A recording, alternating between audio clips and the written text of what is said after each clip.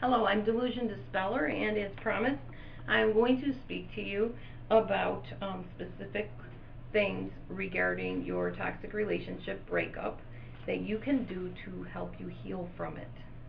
I'm reading from page 210 and 211 in How to Break Your Addiction to a Person by Howard M. Halpern, and I will just begin reading.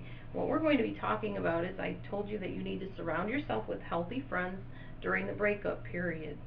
And here are some of the things that you need to do in order to facilitate that.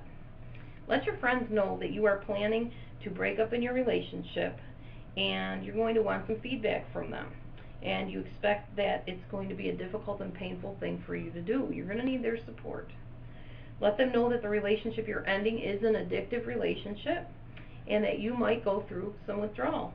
You might be depressed, you might panic, you might feel confusion, you might feel helpless and desperate and frustrated and feel driven to attach back to this person again. You need to let your friend know that what you need might be somebody to put their arm around your shoulder, to listen to you and be understanding, to remind you that these bad feelings you're feeling are going to pass and that you're going to be okay. Remind you that you can live without this person. Affirm that you are okay, that you're whole, that you're worthwhile, that you're likable, that you're lovable, even without this person as an individual. You want your friend to reassure you that this is not a one and only situation. He's not the biggest bargain in the total world, and there are other fish in the sea, but don't use that cliche because that might really hurt your feelings at that time. But have them remind you that there are other people that you're going to meet. It's just going to take some time to heal, and that's okay. And let them know that you're not going to be alone forever. You'll have other friends and you meet other people. Also, have your friend keep you from calling them or seeing them or running back to them in any way, shape, or form, because you're going to have that impulse during the withdrawal, for sure. Okay. Another one of these techniques is called thought stopping. Now, this is a literal thing.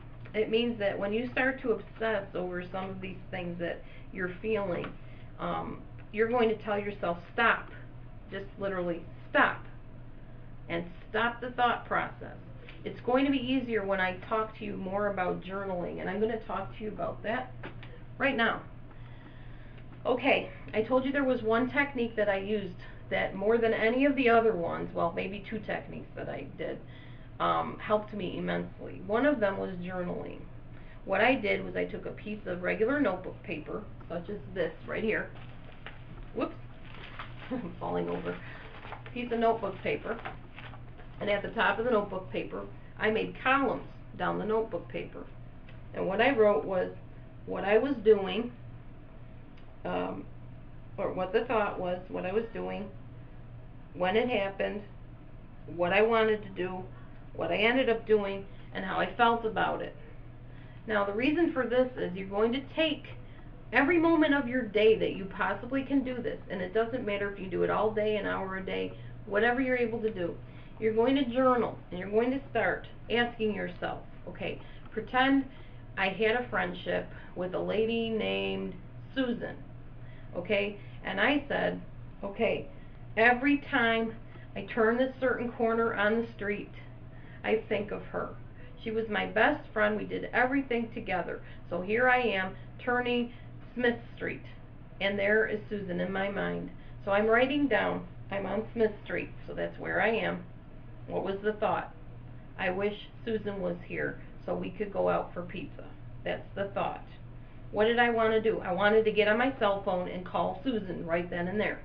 What did I do? I sat there and thought about it for maybe 5 minutes, and then decided I really didn't like the fact that every time I got together with Susan, she would bring up past relationships that were very hurtful, in which she supposedly rescued me from, that type of thing, and it made me feel really crummy. And then, how did I feel about my choice? I felt really good because I didn't give in and run to Susan. You're going to do this literally every chance you get throughout the day,